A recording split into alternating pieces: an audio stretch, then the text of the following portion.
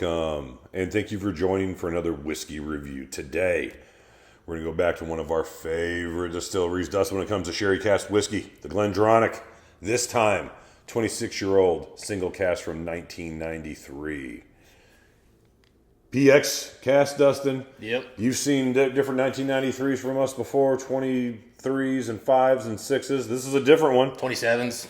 This is a 2020 bottling. This one is cask number 5963. And Dustin bought 2 bottles because he didn't share the first one with me because he said it was, quote, that good. Now, Dustin, usually when it comes to sherry cask whiskeys and Glendronach, I know what good means. This has good age on it. This is PX, which I prefer with this distillery and in general. So, I have high expectations. You said this one was a banger.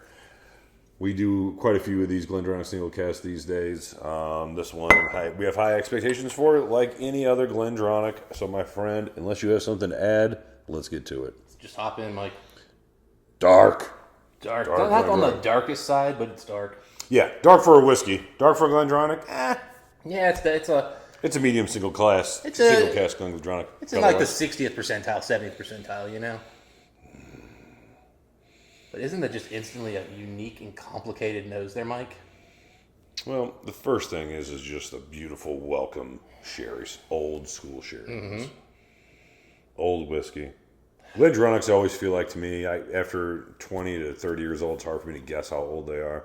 They all, age-wise, smell very similar. Yeah, well, and these single casks, I mean, some of them take on more dark, older oak notes, and others take on more lighter, just kind of lighter, less intense notes, and then some kind of start getting somewhere exciting in the middle, and this is kind of in the exciting middle to me. I agree. Beautiful chocolate. Sweet coal. Yeah. A burnt caramel.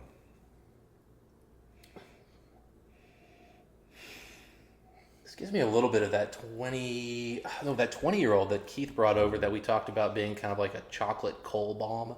Mm-hmm. Yes. Well, not quite as intense. It's nowhere close to the intensity, but it's got that like chocolate coal note.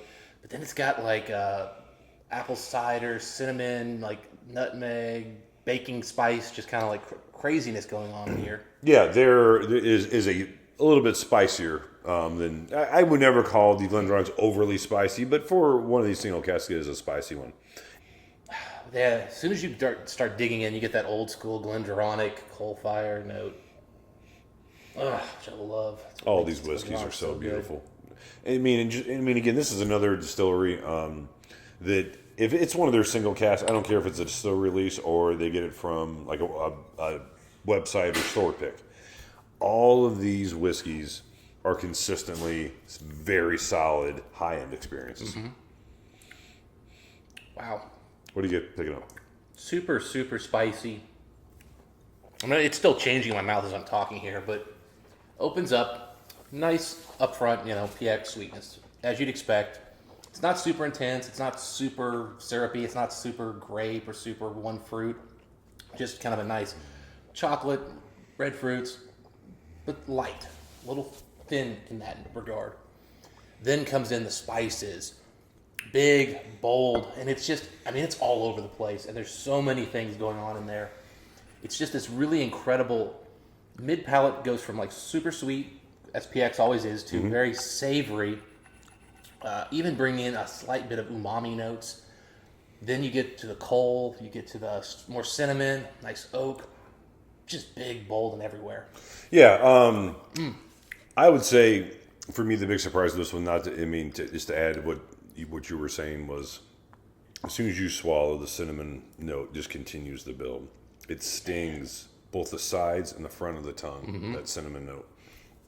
The chocolate is kind of fighting its way in the back, but that cinnamon note as soon as you swallow is the show for sure. The spice note on this one is really high for one of these single casks. Fun though, and I know you like spice, so this is right up your alley. I do, yeah. I like complexity. And that's what this thing is, just so complex. It's hard to unravel. Yeah, I would say the difference between this and what people think of a normal sherry cask Glendronach is just that. It's just the spice note. Everything else is pretty much in balance and right there. Yeah. It's got a little more cold than most of them have as well. I think the spice note is kind of amplifying that.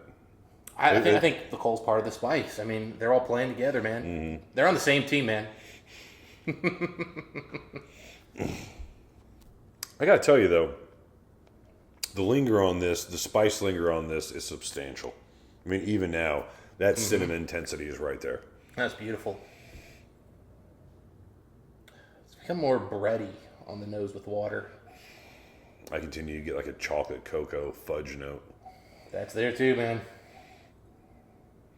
A little bit more oak smoke here, little charcoal notes.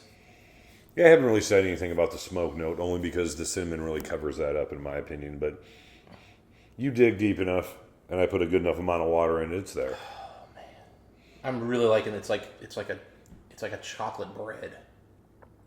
Yeah, when I said fudge, cocoa chocolate, you mean there's a density to that chocolate note. Yeah, man, beautiful, man. I mean, it's just such a rich, long, complex.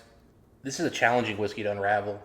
I think you could sit around with this one for an hour and really spend time just kind of picking out what your tasting notes are. That cinnamon went to beautiful. A red berry. That cinnamon is so stinging. There's almost 3 levels to it. There's like a red berry component to it, or just a pure cinnamon component to it, and almost like a red hot component to it.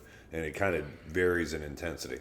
Now, on the nose, it became more intense with water on it. That's that spice note. And I thought it would dull the palate with water. It didn't. It is still right there, just pulsating between those 3 types of cinnamon, which is taking over the show for me at this point. Yeah, water intensified the PX cask. I'm getting more of the fruit. I'm getting more of those berries. I'm getting more of like the plums and all that stuff. It's more intense all the way through there. Mm-hmm. The spices are not turned down, but they're playing on a different plane now. Initially, they were like the mid palate. Now they're just kind of you're getting fruit down here and you're getting spice up here, and they're playing together. And the finish is just spicy oak and charcoal and just beautiful chocolate notes. Oh man! So, final thoughts on this whiskey. I think the spice note for me is too heavy. Okay. That's my one complaint about this whiskey. I will always remember this whiskey as one of the spicier, if not the most spicy Glendronach I've ever tried. But aside from that, in the background, there's a lot of things that I like about it. I would still probably prefer this whiskey neat, and this is the reason why. Okay. The spice note almost became like you threw cinnamon in the air, to where you've already had too much cinnamon, and then it's lingering in the air, and it's almost just like, I need some air. You know what I mean? It's almost too much. But I know you like spice, so I'm sure you love this whiskey. Well, for me, Mike, what I love about this whiskey is the fact that, PX is overpowering. Can be. And PX, generally, when you're talking single cask, first fill, it's going to overwhelm. So the beautiful part of that spiciness is that it gives this whiskey balance. If you want just purely a cherry bomb, this is probably not what you're thinking. For sure not. This is balanced, and the only way to balance a big old PX cherry butt is big old spice. You can't balance it with subtlety. I don't disagree. Nuance. With you. Do not disagree with you. So tell me where you're at as far as a whiskey score. I would like to go second. 91. I could have guessed that. Tell me why. It's 91. It's balanced. It's big. It's bold. It's intense. And yet it's something that you can bring down with water. Takes water real well. The subtlety and nuance that's in here, you could spend, again, hours going through this. This has the layers and the complexity and the structure that you want in those really high-end whiskeys. I don't disagree with anything that you really say there, but I am at an 88, and let me tell you why. Okay. The spice is just simply too much for me. Okay. And you're right, it does balance it, and everything that you're saying is an accurate description if you like those elements of the whiskey. You like spice, you know me, I'm not a huge spice guy. That's the difference. If you are a spice guy, you're right. This is a good whiskey.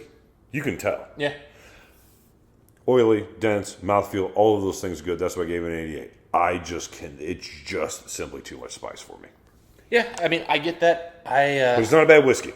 Yeah. But it's not a bad whiskey. It's not a bad right. score. I know that. Well, yeah. So what that score is saying is, this is good whiskey. I clearly admit that. It's just not me. That's all. Yeah, fair enough. That's all. It's just, preference thing. But Love that nose. if you can get past the spice and you like Glendronach, you'll really, really like this whiskey. And I thought you'd be at a 91 or 92. It's a good oily cask strength 26-year-old Glendronach with good casks. Good casks that are just lit on fire. Dustin's a redhead. Of course he'd like this. Of course he'd like these. What does that mean? These cinnamon red hot whiskey. Dude, that means we're from like Ireland, man. We like potatoes and steak. We're very simple people. That's true. That's true. It's a lot of spice on this one. Anyway, those are our thoughts on the whiskey. If you guys had a chance to try this particular cask, let us know. We'll put more detail in the description. I know there's a lot of these, but they're always fun. They get out there. I'm shocked how many people have them. Yeah, you're always like, oh, well, apparently everybody who watches our channel has just like 400 Glendronachs in their collection. Absolutely. So, again, listen, if you guys had a chance to try this one, we'll put the details in the description. And Dustin, until next time, what do we wish the folks? Happy sherry drinking. We'll see you then.